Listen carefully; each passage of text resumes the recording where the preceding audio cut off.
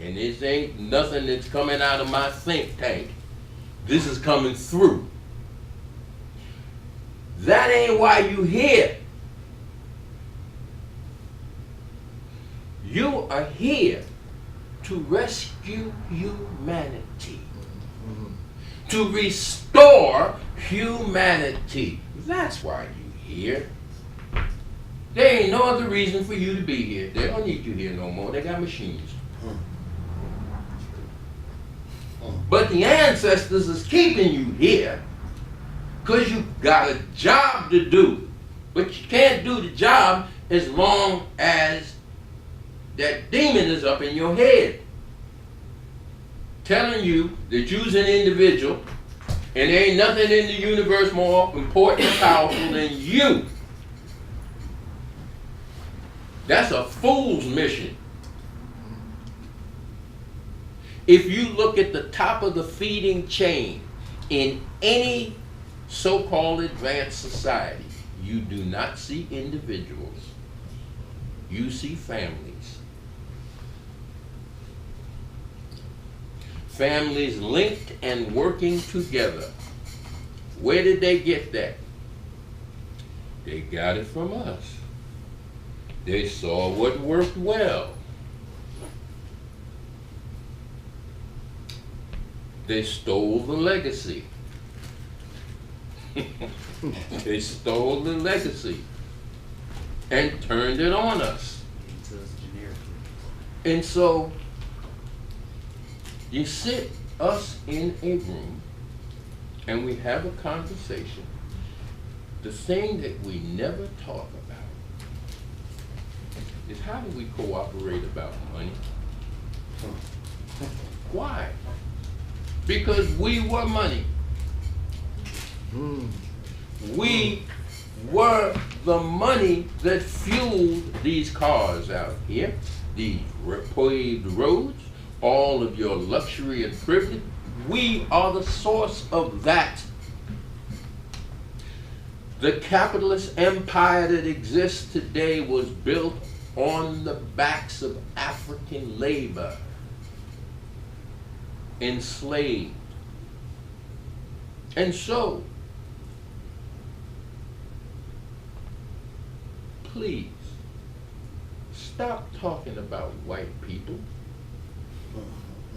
Stop talking about Democrats and Republicans. Stop talking about the madness of this land and start talking about your family and reconstituting your family. Now, your family may not be your blood. Some of the craziest people I know is my people, my blood. But we need to collect ourselves. How do we do it? Everybody's looking for somebody else to tell them how to do it. That's not the African way.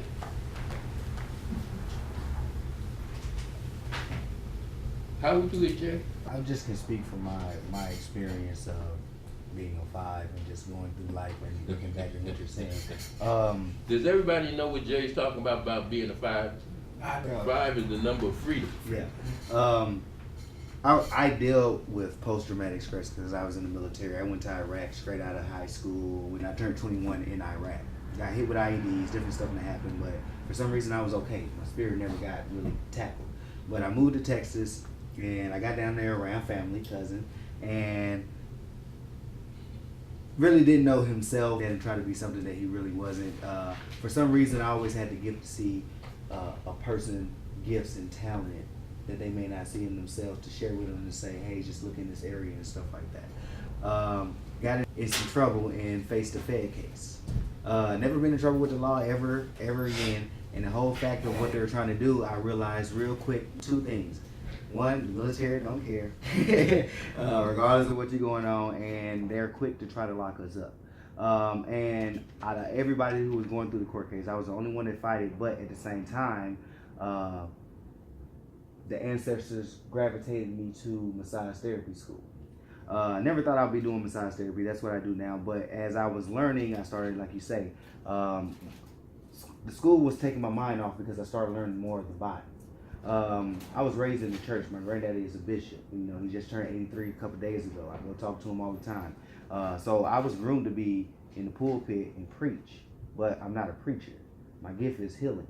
So once I got into massage school, I started paying attention to a lot of stuff, and there was this lady, white lady. She came to me. She was teaching, and she was teaching energy. She started talking about the chakras. But for some reason, I just, because of the programming of how I was, it's the devil and blah, blah, blah, blah, blah, blah. But she taught me one valuable thing. She said, what if everything that you were taught was wrong? And that resonated with me so much during the time that I was going to court case, because I didn't like school. I didn't, you know, it was things that I didn't care about that most people cared about. So when I paid attention to it, it changed me. And I'm sitting here like, I'm going through this court case. I'm going through, you know, all this stuff. I lost my best friend, the only person that I talked to. It was just a lot of stuff going on. 3 days before the court case, I look up to the stars, and I always like stars. That's why I do astrology too. And I just said, God, I don't know what you is, because, you know, everybody say God is this, or what it is. But I know that in my heart, you know my heart, and you will give me my heart desire. My heart desire was freedom. I didn't know it was freedom into that level, but it was free from all of this to be able to, I know I have a purpose. I know I have a gift. I see my talent, and I made a covenant with God that regardless of what happens, because I'm not going to sit here and say, take me away from this situation, because I always learned that whatever you're going through, you're supposed to go through. It's a lesson somewhere. The thing is, I went to court for 3 days, and I was found out not guilty. So I really didn't have to spend time locked up and stuff like that. The hardest part was, no different than I see is people who get out of different systems that they're used to, is that they don't know how to cope with the system and deal with what's going on to make that change, that they become right back into the system and run right back to it. No matter if it's welfare, no matter if you're a person who went to jail for 2 days or whatever, if you come back out, like you say, if you don't have any structure or nobody's teaching you. I found that it was harder out here trying to make that same commitment to find that, to make this right. But at the same time, like I said, the ancestors already guided me to stuff, to learning about the chakras, learning about the balance. And I went within and found who I was. When I found who I was, then the sense of what God was made a lot more sense to me. But a lot of people can't get that, because when they look at themselves, they already have an image that has been placed on them or placed on us. It's not about your eye color, your skin color, your hair color, or none of that. The whole point of me looking like this is because if you're going to judge me by what I am and not know who I am, then that's on you. So your anatomy and physiology is the same. You know what I'm saying? You got blood in your veins. It's like, to get to that point, you have to come up with something yourself that you feel. That's why I say, for me, it's a feeling. It was already in me. I came here. I know I came here for a purpose.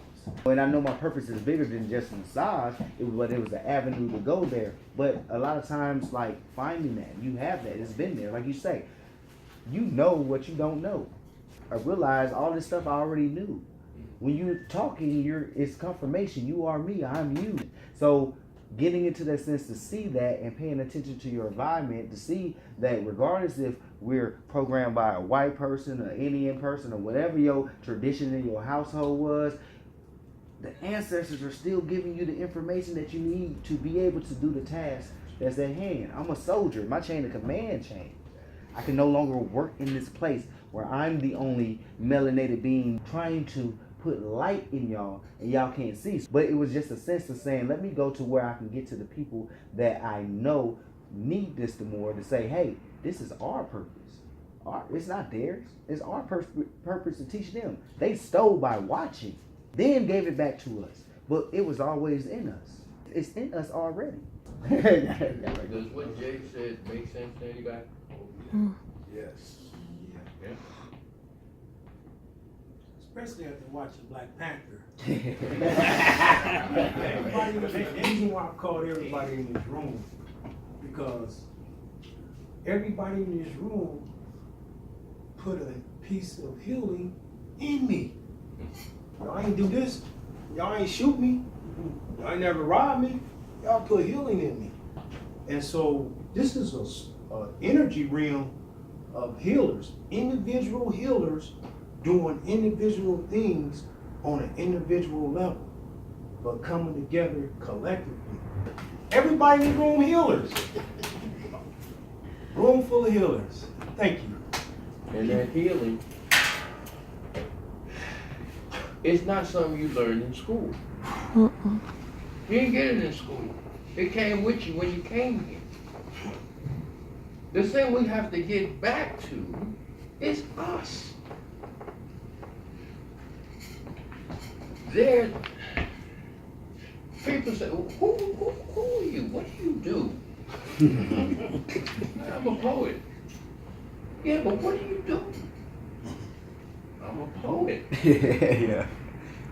Okay. So you write a book, but what do you do? In the beginning was the Word, and the Word was with God, and the Word was God. Yeah. The same was in the beginning with God.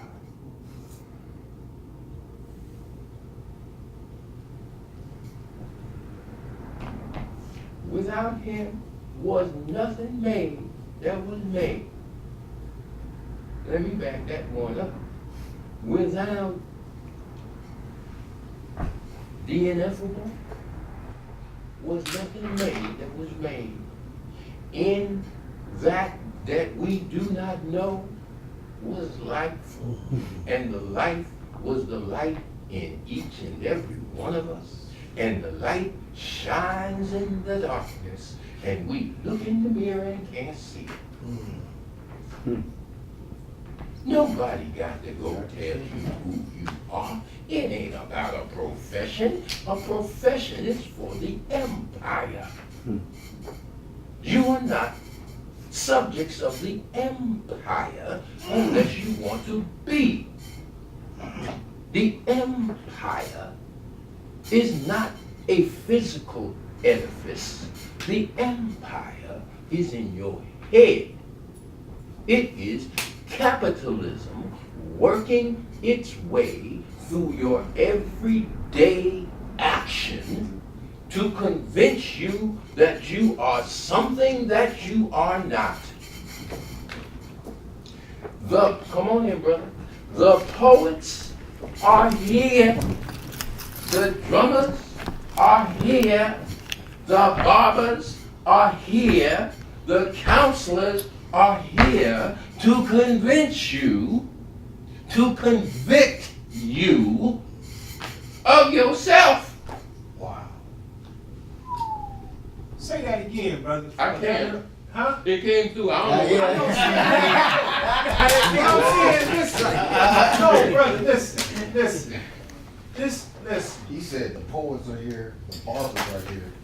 He said the counselors are here to convict you of yourself. See, and what I'm saying now is I have to repeat it because somebody got it. Yeah. So if somebody got it, we all got it. Yeah. We have to stop vying against one another for this thing that they call knowledge, this thing that they call truth. Who's the they?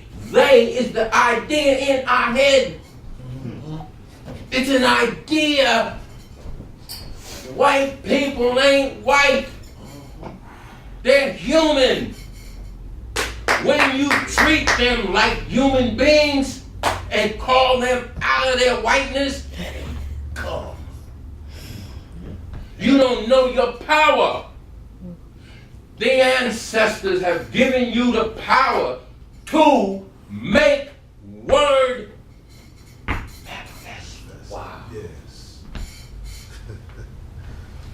But you act like you got to go to the preacher.